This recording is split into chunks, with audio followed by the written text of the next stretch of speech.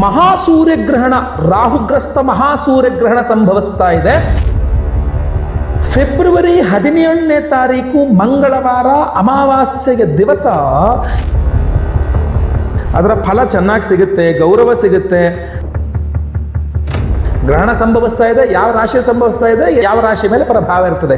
ಮಿಥುನ ರಾಶಿಯವರ ಮೇಲೆ ಫೆಬ್ರವರಿ 17ನೇ ತಾರೀಕು ಮಂಗಳವಾರ ಮಾಘ ಮಾಸದ ಅಮಾವಾಸ್ಯೆ, ಶಿವರಾತ್ರಿ ಅಮಾವಾಸ್ಯೆಯ ದಿವಸ ಈ ವರ್ಷ ಅಂದ್ರೆ 2026ನೇ ಇಸ್ವಿಯ ಮೊಟ್ಟ ಮೊದಲನೆಯ ಮಹಾಸೂರ್ಯ ಗ್ರಹಣದ ವಿಶೇಷ ಪ್ರಭಾವದ ವಿಚಾರವನ್ನ ಈ ವಿಡಿಯೋದಲ್ಲಿ ತಿಳಿಸ್ತಾ ಇದ್ದೇನೆ. ಪ್ರತಿಯೊಬ್ಬ ಮಿಥುನ ರಾಶಿಯವರಿಗೆ ಬಹಳ ಇಂಪಾರ್ಟೆಂಟ್ ಆಗಿರತಕ್ಕಂಥ ವಿಡಿಯೋ. ದಯವಿಟ್ಟು WhatsApp, Facebook, messenger, Instagram, Telegram ಎಲ್ಲ ಕಡೆ ಸಾಮಾಜಿಕ ಜಾಲತಾಣಗಳಲ್ಲಿ ಈ ವಿಡಿಯೋನ ಶೇರ್ ಮಾಡಲಿಕ್ಕೆ ಮರಿಬೇಡಿ ನಿಮ್ಮ ಸ್ನೇಹಿತರೊಂದಿಗೆ. ಅದೇ ರೀತಿಯಲ್ಲಿ ನೀವು ಫೇಸ್ಬುಕ್ ಅಲ್ಲಿ ನೋಡ್ತಾ ಇದ್ದೀರಾ, ನಮ್ಮ ಪೇಜ್ ಅನ್ನ ಫಾಲೋ ಮಾಡಲಿಕ್ಕೆ ಮರಿಬೇಡಿ. ಅಷ್ಟೇ ಅಲ್ಲ, ಯೂಟ್ಯೂಬ್ ಅಲ್ಲಿ ನೋಡ್ತಾ ಇದ್ದೀರಾ, ನಮ್ಮ ಚಾನಲ್ನ ಸಬ್ಸ್ಕ್ರೈಬ್ ಮಾಡಿಕೊಂಡು ಬೆಲ್ ಬಟನ್ ಹೊತ್ಕೊಂಡು ಆಲ್ ಅಂತ ಮಾಡಲಿಕ್ಕೆ ದಯವಿಟ್ಟು ಮರಿಬೇಡಿ. ನಮಸ್ಕಾರ, ನಾನು ವಿಠಲ್ ಭಟ್ ಮಾತಾಡ್ತಿರುವಂಥದ್ದು. ಮಿಥುನ ರಾಶಿಯವರ ಮೇಲೆ ಮಹಾಸೂರ್ಯ ಗ್ರಹಣ ಪ್ರಭಾವ ವಿಚಾರಗಳು ಒಂದು 5-6 ಪಾಯಿಂಟ್ಸ್ ಅನ್ನು ನಾನು ಸೂಕ್ಷ್ಮವಾಗಿ ತಿಳಿಸಿರ್ತೇನೆ, ಬಹಳ ಗಮನಿಸಬೇಕಾಗ್ತದೆ. ನೋಡಿ, ಮೊಟ್ಟ ಮೊದಲನೇದಾಗಿ ಈ ಗ್ರಹಣದ ಒಂದು ಪ್ರಭಾವದ ವಿಚಾರಗಳು ನಿಮಗೆ ಹೇಳೋಕಿನ್ನ ಮುಂಚೆ ನಾನು ನಿಮಗೆ ತಿಳಿಸಬೇಕಾಗಿರ್ತಕ್ಕಂಥದ್ದು ಏನಪ್ಪಾ ಅಂದ್ರೆ, ಈ ಗ್ರಹಣ 2026ನೇ ಇಸ್ವಿಯ ಮೊಟ್ಟ ಮೊದಲನೆಯ ಗ್ರಹಣವಾಗಿರುತ್ತೆ. ಸೂರ್ಯಗ್ರಹಣ ಅಂದ್ರೆ ಆಂಗ್ಲ ನೂತನ ಸಂವತ್ಸರ ಮಾತಾಡ್ತಾ ಇರುವಂಥದ್ದು. ಇದರ ಜೊತೆಯಲ್ಲಿ ಇದು ಸೂರ್ಯಗ್ರಹಣ ಆಗಿರುತ್ತೆ. ಕುಂಭರಾಶಿಯಲ್ಲಿ ರಾಹುಗ್ರಸ್ತ ಸೂರ್ಯಗ್ರಹಣ ಸಂಭವಿಸ್ತಾ ಇರುವಂಥದ್ದು.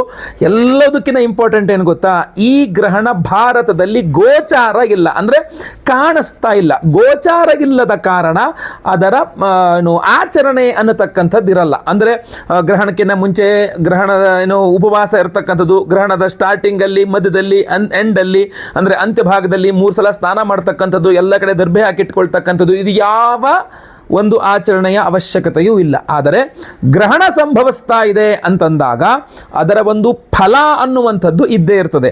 ನಿಮ್ಮ ರಾಶಿಯಿಂದ ಎಷ್ಟನೇ ರಾಶಿಯಲ್ಲಿ ಗ್ರಹಣ ಸಂಭವಿಸಿದರೆ ನಿಮಗೆ ಏನು ಫಲ ಅನ್ನುವಂಥದ್ದು ಇರ್ತದೆ, ಶುಭ ಅಶುಭ ಮಿಶ್ರ ಅಂತ.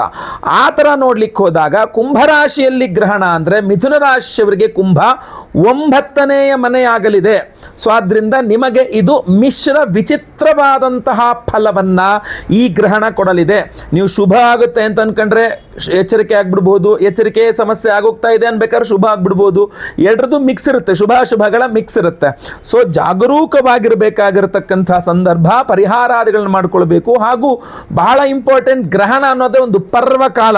ಸೊ ಅದರಿಂದಾಗಿ ಅದನ್ನ ದೇವತಾರಾಧನೆ, ಪೂಜೆ ಪುನಸ್ಕಾರಗಳು, ದಾನ ಧರ್ಮಾದಿಗಳು ಇದಕ್ಕೆ ಬಳಸಬೇಕು. ಹೆದರ್ಕೊಂಡು ಕೂತ್ಕೊಳ್ಳಿ ಅಂತ ನಾನು ಈ ವಿಡಿಯೋ ಮಾಡ್ತಾ ಇಲ್ಲ, ಖಂಡಿತವಾಗಿ ಮಾಡ್ತಾ ಇರಲಿಲ್ಲ, ಇನ್ನು ಮುಂದೆ ಮಾಡೋದು ಇಲ್ಲ.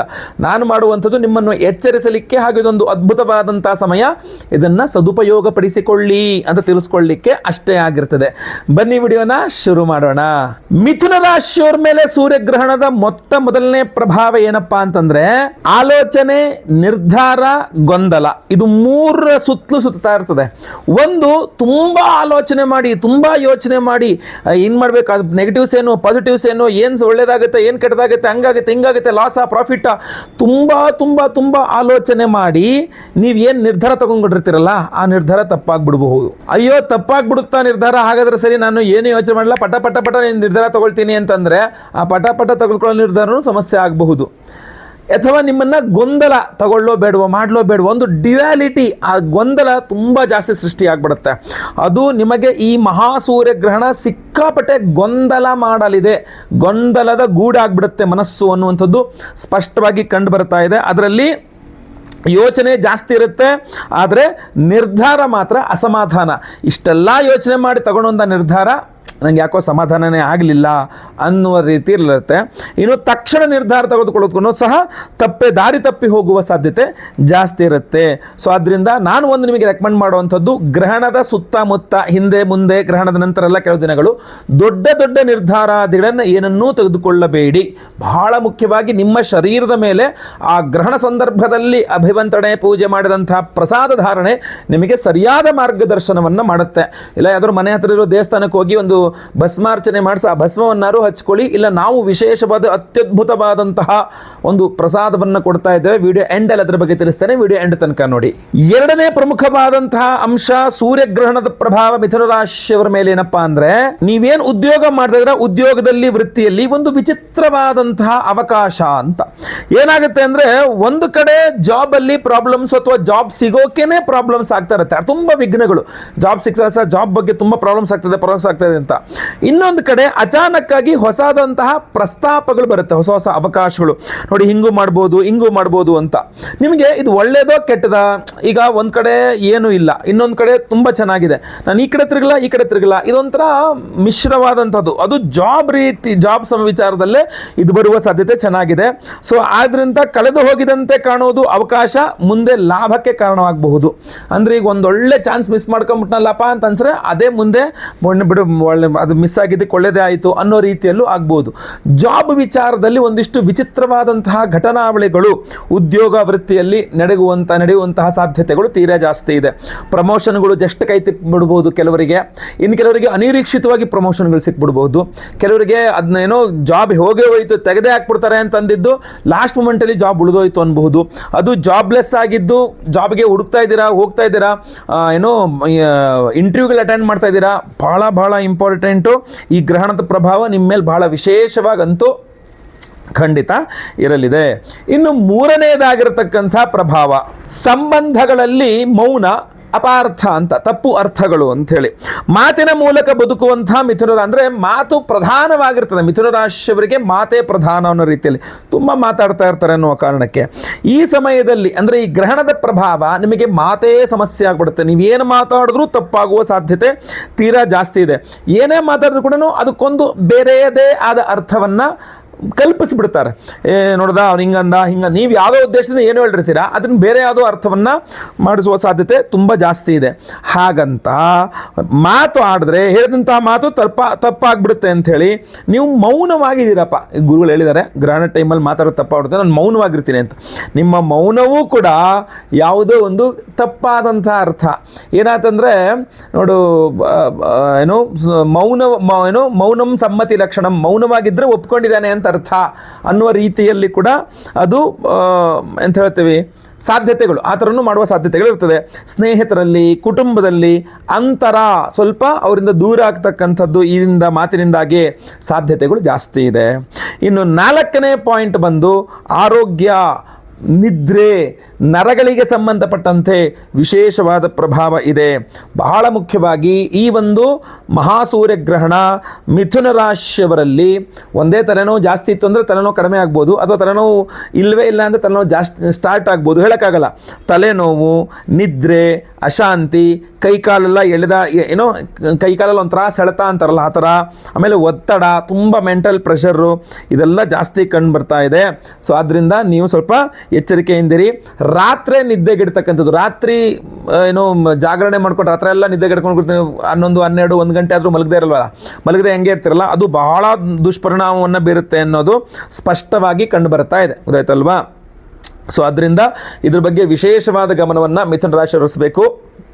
1, ನಿಮ್ಮ ಜೀವನ ಕ್ರಮವನ್ನು ಸರಿ ಮಾಡ್ಕೊಳ್ಬೇಕು. 2, ಗ್ರಹಣದ ಒಂದು ವಿಶೇಷ ಪರಿಹಾರಗಳನ್ನು ಮಾಡ್ಕೊಳ್ತಕ್ಕಂಥದ್ದು ಬಹಳ ಮುಖ್ಯ. ಇನ್ನು 5ನೇದಾಗಿ ಆಧ್ಯಾತ್ಮಿಕವಾಗಿ ಒಂಥರ ಅದ್ಭುತವಾದಂತಹ ಪರಿವರ್ತನೆ ನಿಮ್ಮಲ್ಲಾಗುವ ಸಾಧ್ಯತೆ ಇದೆ, ಗೊತ್ತಲ್ಲ? ನಿಮಗೆ ಸ್ವಲ್ಪ ಜಪ ಮಾಡೋಣ, ಏನೋ ಒಂದು ಮಂತ್ರ ಓದೋಣ, ಪರಿಹಾರ ಮಾಡ್ಕೊಳ್ಳೋಣ, ಯಾವ್ದಾದ್ರು ಒಂದು ಸ್ತೋತ್ರಗಳು ಓದೋಣ, ಯಾವ್ದಾದ್ರು ದೇವ್ರ ಕತೆ ಓದೋಣ, ಅಥವಾ ಯಾವ್ದಾದ್ರು ಒಂದು ದೇವಸ್ಥಾನಕ್ಕೆ ಹೋಗಿ ಬರೋಣ, ಈ ಥರದ ಅನಿಸಿಕೆ ಸ್ವಲ್ಪ ಜಾಸ್ತಿ ಆಗುವ ಸಾಧ್ಯತೆ ಇದೆ. ಸ್ವಲ್ಪ ದೇವರು, ದಿಂಡ್ರು ಇತ್ಯಾದಿಗಳ ಕಡೆ ಸ್ವಲ್ಪ ಜಾಸ್ತಿ ನಿಮ್ಮ ಗಮನ ಅನ್ನುವಂಥದ್ದು ಜಾಸ್ತಿಯಾಗಿ ಹೋಗುತ್ತೆ, ಅದು ಸ್ಪಷ್ಟವಾಗಿ ಕಂಡು ಬರ್ತಾ ಇದೆ. ಇಲ್ಲಿ ನೀವು ಗಮನಿಸಬೇಕಾಗಿರತಕ್ಕಂಥ ವಿಚಾರ, ತೃತೀಯಾಧಿಪತಿ ಭಾಗ್ಯದಲ್ಲಿ ಗ್ರಸ್ತನಾಗ್ತಿದ್ದಾನೆ, ಅದರಿಂದ ಪಿತ್ರಾರ್ಜಿತ ಆಸ್ತಿ ವಿಚಾರಗಳ ಮೇಲೆ ಬಹಳ ವಿಶೇಷವಾದ ಪ್ರಭಾವ ಇರುತ್ತೆ. ನೀವು ಮಿಥುನ ರಾಶಿಯವರಾಗಿದ್ದು ಪಿತ್ರಾರ್ಜಿತ ಆಸ್ತಿಯನ್ಗೋಸ್ಕರ ಪ್ರಯತ್ನ ಮಾಡ್ತಾ ಇದ್ದೀರಾ, ಅಥವಾ ತಂದೆಯವರು ಯಾವುದೋ ಒಂದು ಲೆಗಸಿ ಬಿಟ್ಟು ಹೋಗಿದ್ದಾರೆ, ಆ ಲೆಗಸಿ ನಿಮಗೆ ಬರಬೇಕು, ನೀವೇ ಅದನ್ನು ಮುಂದುವರಿಸಬೇಕು. ಅಣ್ಣ ಅಥವಾ ತಮ್ಮ ಅಲ್ಲ, ಅಥವಾ ಅಕ್ಕ ಅಥವಾ ತಂಗಿ ಅಲ್ಲ, ನಾನೇ ಮುಂದುವರಿಸಬೇಕು, ಆ ತಂದೆಯವರ ಲೆಗಸಿ, ಆ ಬಿಸ್ನೆಸ್ ಅಥವಾ ಆ ಒಂದು ವ್ಯವಹಾರ ನನ್ನ ಕಡೆಯಿಂದನೇ ಮುಂದುವರಿಬೇಕು, ಇದೆಲ್ಲ ಒಂದು ಸ್ವಲ್ಪ ವ್ಯತ್ಯಾಸವಾಗಬಹುದು. ಆಮೇಲೆ ಕೋರ್ಟು ಕಚೇರಿ ಕಡೆ ಸ್ವಲ್ಪ ಹೆಚ್ಚು ಆ ಕಡೆ ತಿರುಗಬಹುದು. ಇನ್ನೂ ಇಂಪಾರ್ಟೆಂಟು ತಂದೆಯವರ ಆರೋಗ್ಯ, ತಂದೆಯವರೊಂದಿಗೆ ನಿಮ್ಮ ಬಾಂಧವ್ಯ, ತಂದೆಯವ್ರದ್ದು ವಿಚಾರಗಳು ಸ್ವಲ್ಪ ಹೆಚ್ಚು ಗಮನಕ್ಕೆ ಮುನ್ನೆಲೆಗೆ ಬರ್ತದೆ. ಹಾಗೂ ಅಣ್ಣ ತಮ್ಮ ಅಕ್ಕ ತಂಗಿ ಇವರೊಟ್ಟಿಗಿನ ವ್ಯವಹಾರಾದಿಗಳು ಕೂಡ ಸ್ವಲ್ಪ ಹೆಚ್ಚು ಕಡಿಮೆ ಆಗುವ ಸಾಧ್ಯತೆ, ಅಪಾರ್ಥಗಳು, ಮೂರನೇ ವ್ಯಕ್ತಿಯ ಇನ್ಪುಟ್ಟು, ಅಂದರೆ ಅವರ ಏನೋ ಬಂದಿದ್ದು ಮಾಡಿದ್ರು, ಅಥವಾ ನಿಮ್ಮ ತಂದೆಯವರು ನಿಮ್ಮ ಪರವಾಗಿದ್ದವರು ಸಡನ್ ಆಗಿ ಅವ್ರ ಪರವಾಗಿ ನಿಮ್ಮ ಅಣ್ಣ ತಮ್ಮ ಅಕ್ಕ ತಂಗಿ ಕಡೆ ತಿರುಗಿಬಿಟ್ರು, ನಿಮ್ಮ ಕಡೆ ಹೆಚ್ಚು ಒಲವು ಕೊಡ್ತಾ ಇಲ್ಲ ಅಪ್ಪ, ಸಡನ್ ಆಗಿ ಚೆನ್ನಾಗಿದ್ರು ಸಡನ್ ಆಗಿ ಆ ಕಡೆ ಚೇಂಜ್ ಆಗಿಬಿಟ್ರು, ಏನಕ್ಕಪ್ಪ ಹಿಂಗೆ ಚೇಂಜ್ ಆದ್ರು ಅಂತ ಅರ್ಥ ಆಗ್ತಾ ಇಲ್ಲ. ಈ ಥರದ್ದೆಲ್ಲ ಒಂದಿಷ್ಟು ಕನ್ಫ್ಯೂಷನ್ಸ್ಗಳು ತುಂಬ ಜಾಸ್ತಿ ಆಗುವ ಸಾಧ್ಯತೆ ಇದೆ. ಸೊ ಅದರಿಂದ ಇದೆಲ್ಲ ಸ್ವಲ್ಪ ಹೆಚ್ಚಿನದಾಗಿರ್ತಕ್ಕಂಥ ಗಮನ ನೀವು ಹರಿಸಬೇಕಾಗತ್ತೆ. ಇನ್ನು ಪರಿಹಾರಾದಿಗಳ ವಿಚಾರಕ್ಕೆ ಬಂದರೆ ಉದ್ದಿನ ಬೇಳೆ ಹಾಗೂ ಗೋಧಿ ಇದೆರಡನ್ನು ಸಪ್ರೇಟ್ ಆಗಿ ಕಟ್ಕೊಂಡು ಒಂದು ಬಟ್ಟೆಗಳಲ್ಲಿ ಕಟ್ಟಿ ಅದನ್ನು ನೀವು ಮರುದಿನ ಬೆಳಗ್ಗೆ 18ನೇ ತಾರೀಕು ಬೆಳಗ್ಗೆ ಎದ್ದು ಮನೆ ಹತ್ತಿರ ಇರೋ ದೇವಸ್ಥಾನದಲ್ಲಿ ದಾನ ಮಾಡ್ತಕ್ಕಂಥದ್ದು ಇರಬಹುದು. ಹಿಂದಿನ ದಿನ ನೀವು ರವಿ ಅಷ್ಟೋತ್ತರವನ್ನು ಪಠನೆ ಮಾಡ್ತಕ್ಕಂಥದ್ದು, ಆಮೇಲೆ ಏನೋ ನಿಮಗೆ 9ನೇ ಮನೆಯಲ್ಲಿ ಆಗಿರೋದು ರಾಹುಗ್ರಸ್ತ ಆಗಿರೋದ್ರಿಂದಾಗಿ ದುರ್ಗಾ ಸ್ತೋತ್ರಗಳನ್ನ ಪಠನೆ ಮಾಡ್ತಕ್ಕಂಥದ್ದು, ಇದು ಸಹ ಬಹಳ ವಿಶೇಷ ಪರಿಹಾರ ಕೊಡುತ್ತೆ. ಅಷ್ಟೇ ಅಲ್ಲ, ನಾವು ಕೂಡ ವಿಶೇಷವಾದಂತಹ ಪರಿಹಾರ ಮಾಡಿ ಪ್ರಸಾದವನ್ನು ಕೊಡ್ತಾ ಇದ್ದೇವೆ. ಫೆಬ್ರವರಿ 17ನೇ ತಾರೀಕು ಮಂಗಳವಾರ ಅಮಾವಾಸ್ಯೆ ಮಹಾಸೂರ್ಯ ಗ್ರಹಣದ ದಿವಸವೇ ನಮ್ಮ ಯಾಗಶಾಲೆಯಲ್ಲ, ಉತ್ತರದ ನೇಪಾಳದ ಪಶುಪತಿನಾಥನ ಸನ್ನಿಧಾನದಲ್ಲಿ, ಜ್ಯೋತಿರ್ಲಿಂಗ ಸ್ವರೂಪಿ ಪಶುಪತಿನಾಥನ ಸನ್ನಿಧಾನದಲ್ಲಿ ಈ ಬಾರಿಯ ನಮ್ಮ ವಿಶೇಷವಾದಂತಹ ದೇವತಾರಾಧನೆಗಳನ್ನು ನಾವು ಪ್ಲ್ಯಾನ್ ಮಾಡಿರ್ತಕ್ಕಂಥದ್ದು. ನಮಗೆಲ್ಲ ಗೊತ್ತಿರ್ತಕ್ಕಂಥ ಹಳಬರಿಗೆಲ್ಲ ಗೊತ್ತಿರ್ತದೆ, ಪ್ರತಿ ವರ್ಷಕ್ಕೊಮ್ಮೆ ನಾವು ನೇಪಾಳದ ಪಶುಪತಿನಾಥನ ಸನ್ನಿಧಾನದಲ್ಲಿ ಶಿವರಾತ್ರಿ ಅಮಾವಾಸ್ಯೆ ದಿವಸ ನಾವು ದೇವತಾರಾಧನೆಯನ್ನು ಮಾಡ್ತೇವೆ.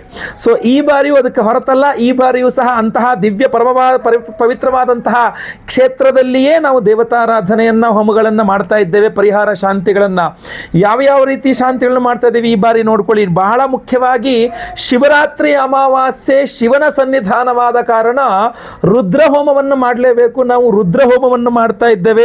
ಜೊತೆಗೆ ಅವತ್ತಿನ ದಿವಸವೇ ಏನು ರಾಹುಗ್ರಸ್ತ ಮಹಾಸೂರ್ಯಗ್ರಹಣ ಇರೋದ್ರಿಂದಾಗಿ ನಾವು ಸೂರ್ಯಗ್ರಹಣ ಶಾಂತಿ ಹೋಮವನ್ನು ಸಹ ಮಾಡ್ತಾ ಇದ್ದೇವೆ. ಅದರ ಜೊತೆಯಲ್ಲಿ ಮಹಾಪ್ರತ್ಯಂಗಿರ ಹೋಮವನ್ನು ಮಾಡ್ತಾ ಇದ್ದೇವೆ. ಈ ಮಾಟ ಮಂತ್ರ, ಶತ್ರುಬಾಧೆ, ದೃಷ್ಟಿದೋಷ ಇತ್ಯಾದಿಗಳೆಲ್ಲ ಪರಿಹಾರಕ್ಕೋಸ್ಕರವಾಗಿ ಮಹಾಪ್ರತ್ಯಂಗಿರ ಹೋಮವನ್ನು ಮಾಡ್ತಾ ಇರತಕ್ಕಂಥದ್ದು.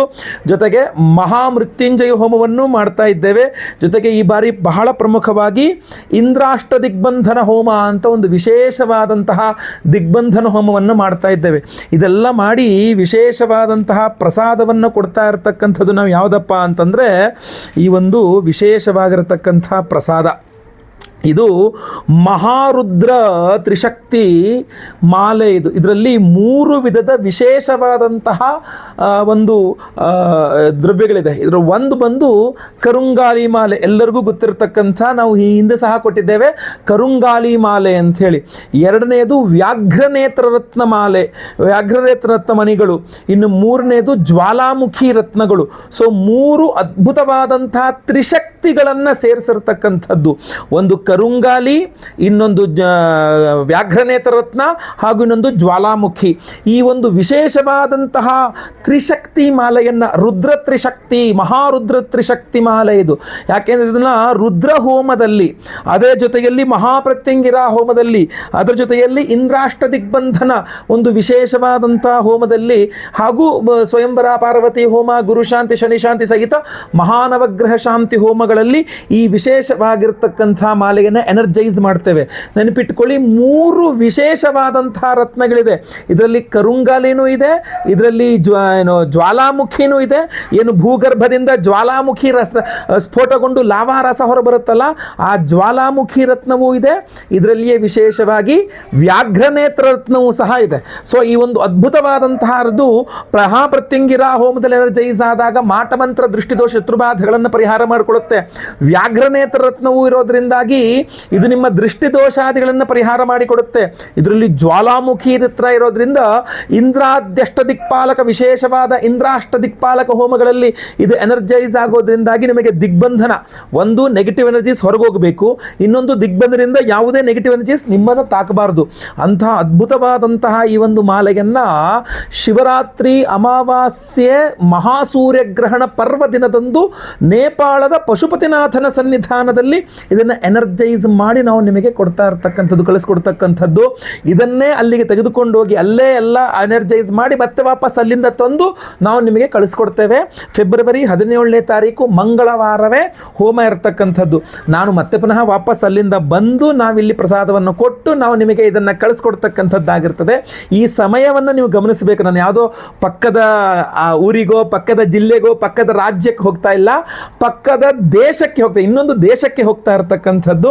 ಸೊ ಅದರಿಂದಾಗಿ ಆ ದೇಶ ಅಂದರೆ ನೇಪಾಳ ದೇಶದಲ್ಲಿ ನಮ್ಮ ಜ್ಯೋತಿರ್ಲಿಂಗ ಅಂತಂದರೆ ಜ್ಯೋತಿರ್ಲಿಂಗದ ಇನ್ನೊಂದು ಭಾಗ ಅಂತ ಹೇಳ್ತಾರೆ, ಮುಖ ಭಾಗ ಅಂತ ಹೇಳ್ತಾರೆ ಪಶುಪತಿನಾಥನನ್ನ. ಇಲ್ಲಿ ಬೆನ್ನಿನ ಭಾಗ ಬಂದು ಕೇದಾರನಾಥ, ಮುಖ ಭಾಗ ಬಂದು ಪಶುಪತಿನಾಥ ಅಂತ ಹೇಳ್ತಾರೆ. ಆ ಪಶುಪತಿನಾಥ ಜ್ಯೋತಿರ್ಲಿಂಗದ ಸನ್ನಿಧಾನದಲ್ಲಿ ಶಿವರಾತ್ರಿ ಅಮಾವಾಸ್ಯೆ ಮಹಾಸೂರ್ಯಗ್ರಹಣದ ಒಂದು ವಿಶೇಷ ಪರ್ವ ದಿನದಂದೇ ಈ ವಿಶೇಷವಾದಂತಹ ಮಾಲೆಯನ್ನು ಎನರ್ಜೈಸ್ ಮಾಡಿ ಪ್ರತಿಯೊಬ್ಬರಿಗೂ ಸಹ ಕೊಡ್ತಾ ಇದ್ದೇವೆ. ಈ ಒಂದು ಅದ್ಭುತವಾದಂತಹ ಮಹಾರುದ್ರ ತ್ರಿಶತಿ ವಿಶೇಷ ಮಾಲೆಯನ್ನು ದಯವಿಟ್ಟು ನೀವು ಮಿಸ್ ಮಾಡ್ಕೊಳ್ಳೋಕೆ ಹೋಗ್ಬಿಡಿ. ಸಂಕಲ್ಪ ಸೇವೆಗೆ ಹೆಸರು ಕೊಟ್ಕೊಳ್ಳಿ. ಸ್ಕ್ರೀನ್ ಮೇಲೆ ಕಾಣ್ತಾ ಇರ್ತಕ್ಕಂಥ ನಂಬರ್ಗೆ ನಿಮ್ಮ ಹೆಸರು, ಗೋತ್ರ ಗೊತ್ತಿದ್ರೆ, ನಕ್ಷತ್ರ ಗೊತ್ತಿದ್ರೆ, ರಾಶಿ ಗೊತ್ತಿದ್ರೆ ಬೇಗ ಬೇಗ ವಾಟ್ಸಪ್ ಮಾಡ್ಕೊಳ್ಳಿ. ಲೈವಲ್ಲಿ ನೇಪಾಳದಲ್ಲಿ ನಿಮ್ಮ ಹೆಸರು ಸಂಕಲ್ಪ ಆಗ್ತಕ್ಕಂಥದ್ದು ನೀವು ಇಲ್ಲೇ ಕೂತ್ಕೊಂಡು ನಿಮ್ಮ ಮನೆಯಲ್ಲಿ ನೋಡ್ಕೊಳ್ಬಹುದಾಗಿರ್ತದೆ. ನೇಪಾಳದಲ್ಲಿ ನಾನು ಸಂಕಲ್ಪ ಮಾಡ್ತಾ ಇರ್ತೇನೆ, ಹೆಸರು ನಾನೇ ಕೂತ್ ಸಂಕಲ್ಪ ಮಾಡ್ತೇನೆ. ನೀವು ಇಲ್ಲಿ ನಿಮ್ಮ ಮನೆಗಳಲ್ಲಿ ಕೂತ್ಕೊಂಡು ನಿಮ್ಮ ಹೆಸರು ಅಲ್ಲಿ ಸಂಕಲ್ಪ ಆಗೋದು ನೀವು ಲೈವಲ್ಲಿ ನೋಡಬಹುದಾಗಿರ್ತದೆ. ಎಲ್ಲ ಹೋಮಗಳನ್ನು ನಾವು ನೇಪಾಳದಲ್ಲಿ ಮಾಡುವ ಎಲ್ಲ ಹೋಮಗಳನ್ನು ನೀವು ಇಲ್ಲೇ ಕೂತ್ಕೊಂಡು ಲೈವ್ ನೋಡಬಹುದು.